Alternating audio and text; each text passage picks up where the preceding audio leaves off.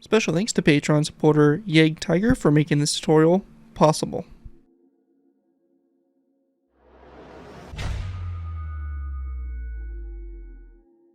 Hello ladies and gentlemen, Scared204 here bringing you another Minecraft World War II vehicle tutorial. In this tutorial we'll be going ahead and building the Ersatz M10.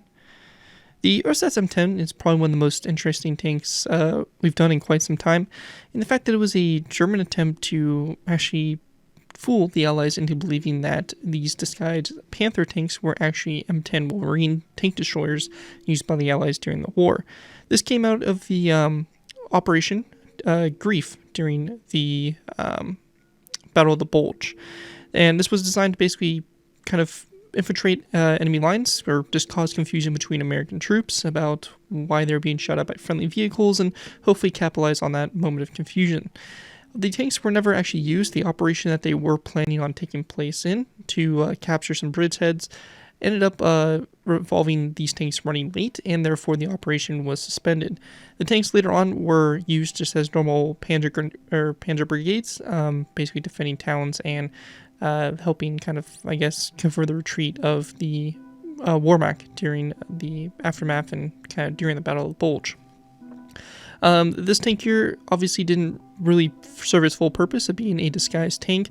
There are many testimonies saying that the tank was put in a little bit more cover. If it was taking a little bit more attention to detail, care, it could have definitely been a confusing tank for the Allies, and it could have definitely caused some mass confusion on their side.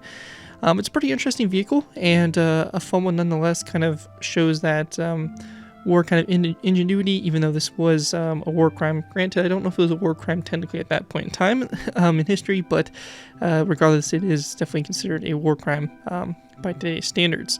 So pretty interesting vehicle, and should be a fun build to add to our collection.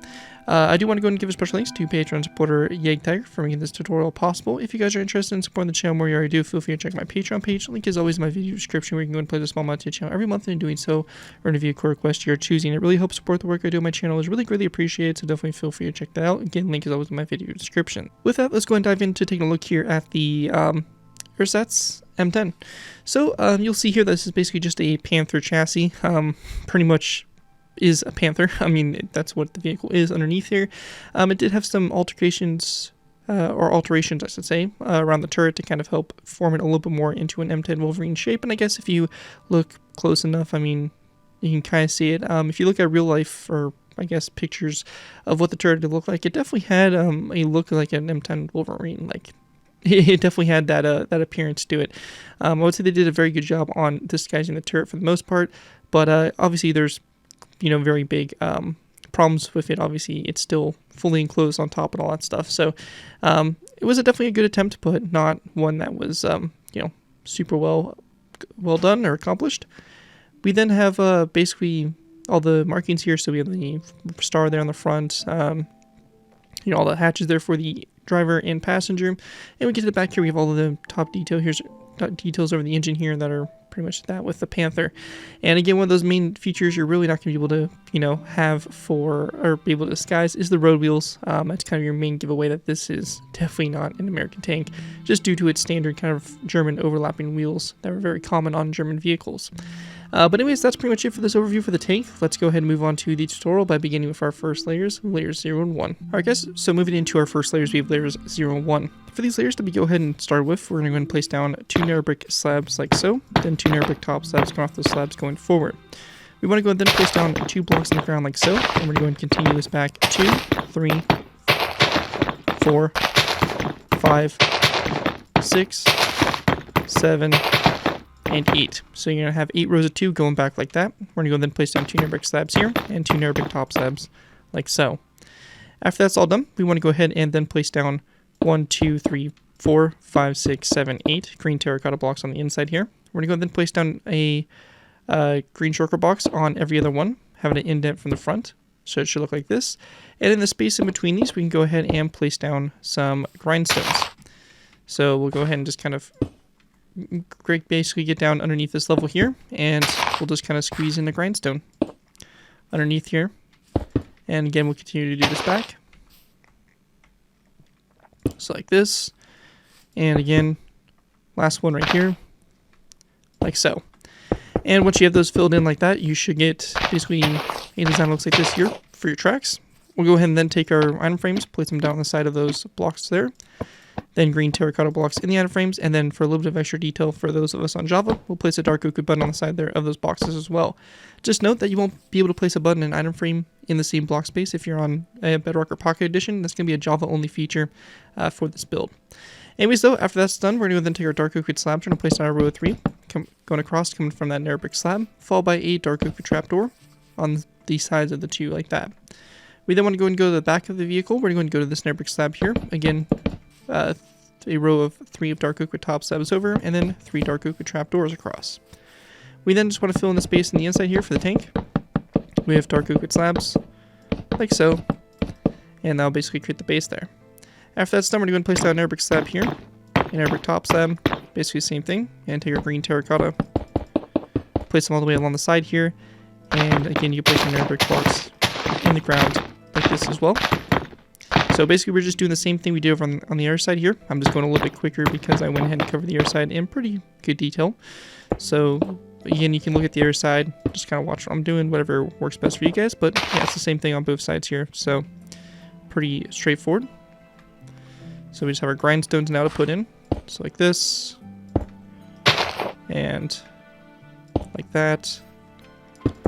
And we got our third one right here. And then our last one is going to be right here. So just like that. And then we go and delete those blocks like so. We go and take our grass block and fill that space in like so to go ahead and fill in those tracks. Now at this point, we're going to then take our item frames, place them down on the sides here of these shulker boxes. Again, same thing, green terracotta blocks in those item frames and dark oak buttons again for us Java players. After that's all complete, you basically have your wheelbase set up for the vehicle. And with that, that is going to conclude what we have there for layers 0 and 1. At this point, we're going to go ahead and now move on to our next layer, which will be layer number 2. Moving into our next layer, we have layer number 2. For layer 2 to start with, we're going to place down a green terracotta block on top of those 2 dark oak trapdoors, and then a mossy cobblestone wall across in between them. We then want to place down 2 dark oak upstairs stairs to the sides here like so, and we're going to go and then take our, we're just going to leave the dark oak signs there like so. Then also we're going to place down dark oak trapdoors on the backs here of these stairs, facing toward the front. We're going to go then take our green terracotta, we're going to place down a row of 5 across the center here, and then a green shulker box to both ends. In that green shulker box, we're going to place down an item frame, and then in that item frame, we're going to place down a cobweb, like so. We then also want to place down a dark oak button on the side of the shulker box as well, like down on both sides. After that's done, we want to go and then place down a air brick top slab, going back from those shulker boxes, and then we're going to place down a row of 3 of green terracotta, or sorry, row of 5 of green terracotta across. We're going to go and then go to the sides here for the tracks. We're going to place down an air brick slab, a daylight detector, an air brick slab, daylight detector, air brick slab, daylight detector, an air brick slab, and then we want to go and then place down a dark oak slab, and then a air brick slab again. We're going to place down an item frame on the side of the slab, a green terracotta block in the item frame, and then a dark oak sign on the side here of the slab, like so.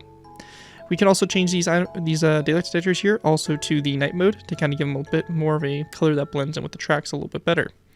Same thing will be done for the tracks over here to the other side. So just like this.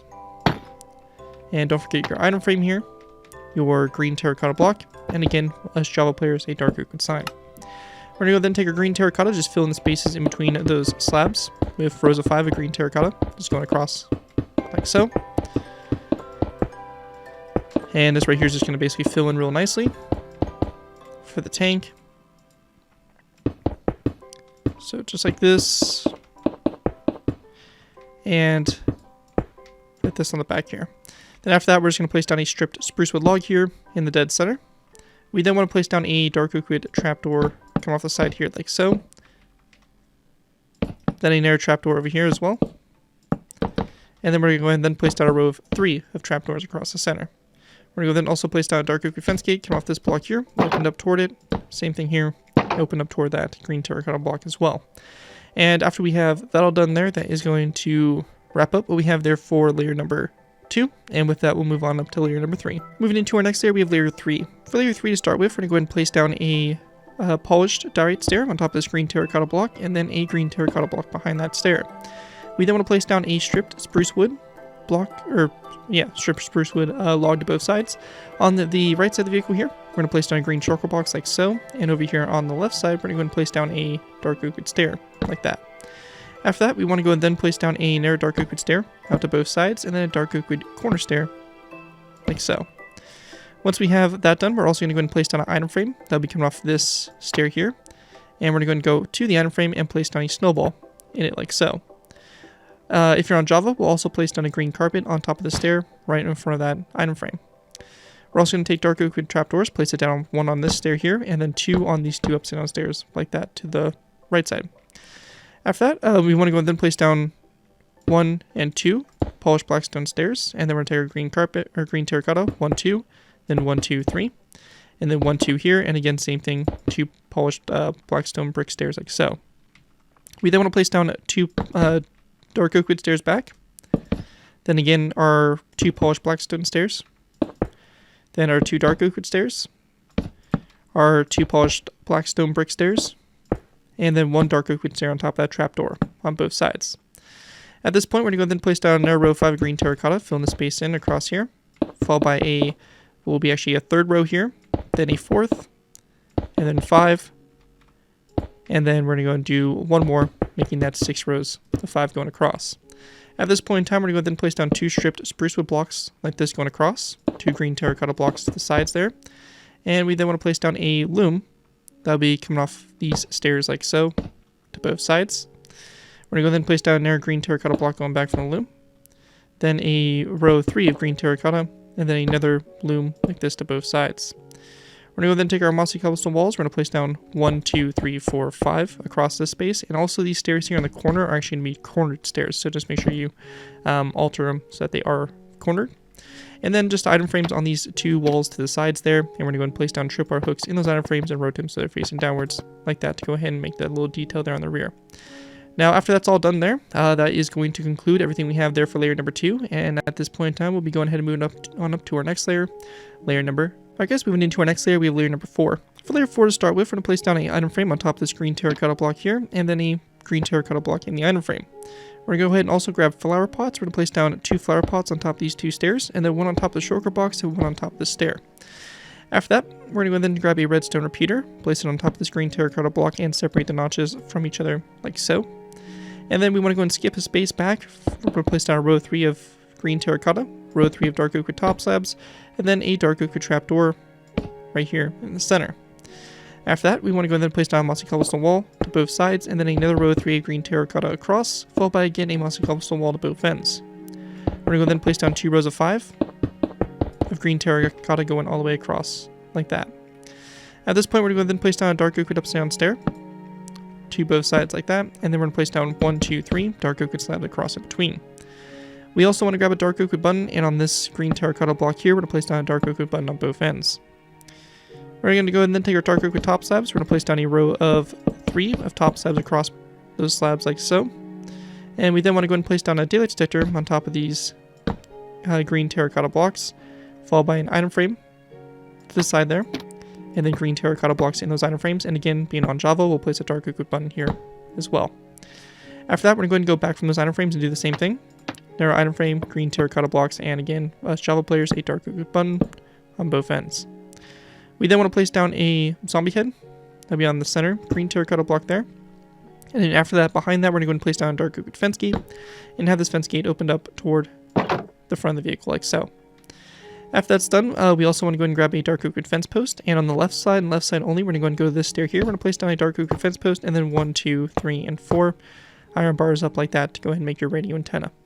And with that all done right there, that is going to wrap up what we have there for layer number 4 for the build. And with that, we'll be going ahead and moving into our final layers here, which will be layers 5 and 6. Moving into our final layers, we have layers 5 and 6. For these layers to go ahead and get started with, we're going to go and place down a row of 3 of pistons across the front here.